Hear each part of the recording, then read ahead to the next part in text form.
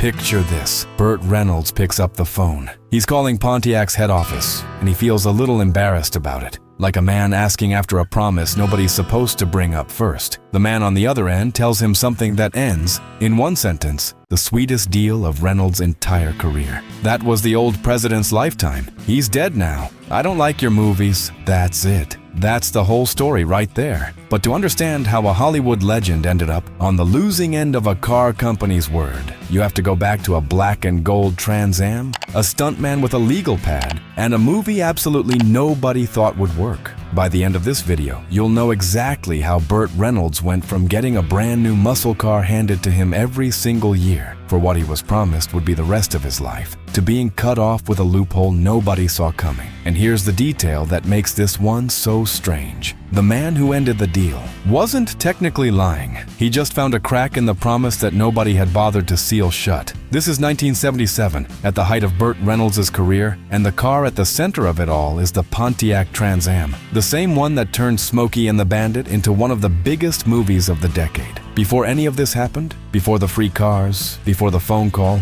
before that one line that still sounds too perfect to be true, there was just a stuntman, a legal pad, and a friend who owed him a favor. By the mid-1970s, Burt Reynolds didn't need a small road trip comedy about running beer across state lines to make his career. He already had one. He'd starred in Deliverance. He'd starred in The Longest Yard. He'd posed nude for Cosmopolitan and sent half of America into a tizzy over it. He was, by most measures, already one of the biggest names in Hollywood. But his old friend Hal Needham needed him. Needham wasn't a writer. He wasn't a director. He was a stuntman in one of the best Hollywood had. And for more than a decade, he'd actually lived in Reynolds' pool house. That's how close these two men were. Needham had this idea rattling around in his head. A good old boy takes a bet to haul 400 cases of beer from Texas to Georgia in 28 hours, with a small army of lawmen trying to stop him. He wrote the whole thing out on yellow legal pads, then spent months pitching it to any studio executive who'd give him 10 minutes. Most of them passed. It looked cheap.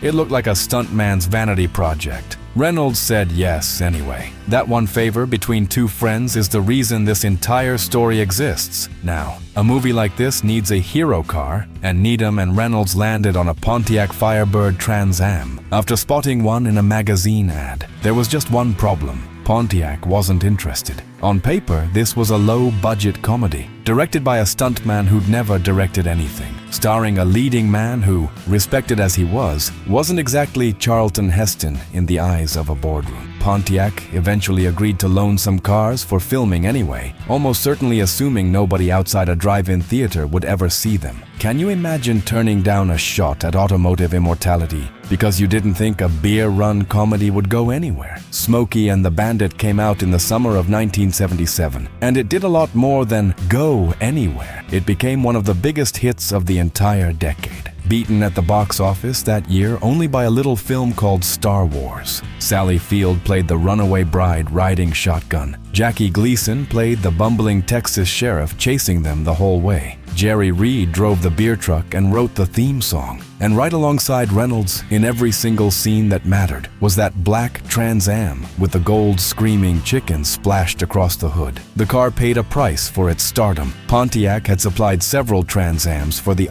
production, and by the time filming wrapped, every one of them was wrecked. The most famous stunt in the movie, the jump across a broken bridge, actually needed a hidden rocket booster just to get the car airborne. It landed hard enough that it never ran again. Whatever wasn't destroyed outright got quietly stripped for parts to keep the rest of the fleet limping through the chute. But while those cars were being torn apart on a film set, something much bigger was happening in Pontiac. Showrooms. The Trans Am wasn't just a car in a movie anymore. It was the car every guy in America suddenly wanted, parked in his driveway. Pontiac picked up roughly 25,000 extra Firebird buyers in the year after the film hit theaters. And it happened during a stretch car people still call the Malaise era, when American muscle had basically lost its nerve, choked down by emissions rules and low horsepower. Into that dead zone rolls this black and gold Trans Am, sliding sideways through dirt roads on movie screens from coast to coast, looking like the last real muscle car left standing in the country. Reynolds himself, in later interviews, claimed the sales jump was even bigger, somewhere between 70% and, by his most enthusiastic telling, 700%. 100%. The real figure is almost certainly more modest than his biggest claim, but nobody disputes which direction the needle moved. Up.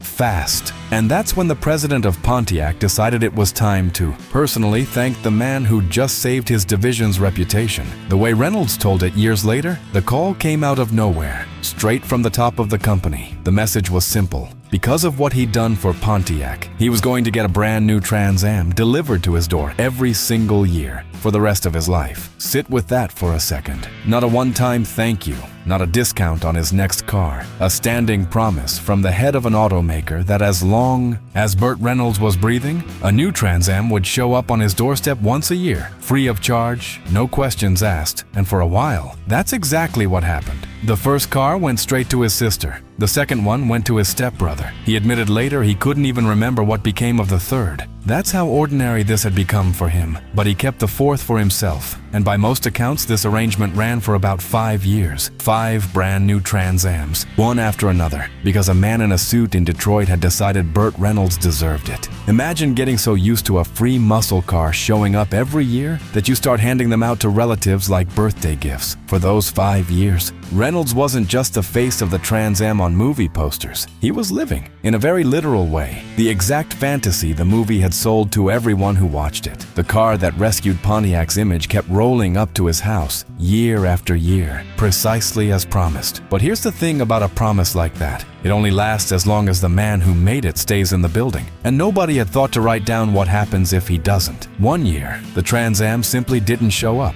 Reynolds waited. He didn't want to call and ask about it because, in his own words, he didn't want to come across as one of those actors who goes around expecting free things. So he let it sit for a few months. Eventually, curiosity got the better of him, and he picked up the phone to Pontiac himself. He got through to the president of the company, not the same man who'd made the original promise, a completely different executive. And when Reynolds brought up the yearly Trans Am, this new president knew exactly what he was talking about. He just had a very different interpretation of it. The old president, he explained, had genuinely loved Reynolds' movies. He himself did not. And as far as he was concerned, the deal had only ever applied for the previous president's lifetime, not for Reynolds' lifetime. That man was gone now. So, in his mind, so was the arrangement. It's a genuinely clever bit of corporate maneuvering, if you stop and think about it. Nobody technically broke a promise. They just quietly redefined whose life the promise was actually tied to. Reynolds pushed back, pointing out that the deal was obviously meant to last for his own lifetime, not the executives. But it didn't matter. The free cars stopped permanently. If Reynolds wanted another Trans Am after that phone call, he was buying it like anybody else walking onto a dealership lot. Sit with the audacity of that call for a second. The man who arguably did more for the Trans Am's reputation than any ad campaign Pontiac ever ran gets told, essentially, "Thanks for saving the brand. Now go buy your own." Remember that number I mentioned earlier about what one of these cars would eventually be worth? Here's where it comes back around. Reynolds held onto his personal Trans Am for decades after that call, keeping it at his home in Jupiter, Florida,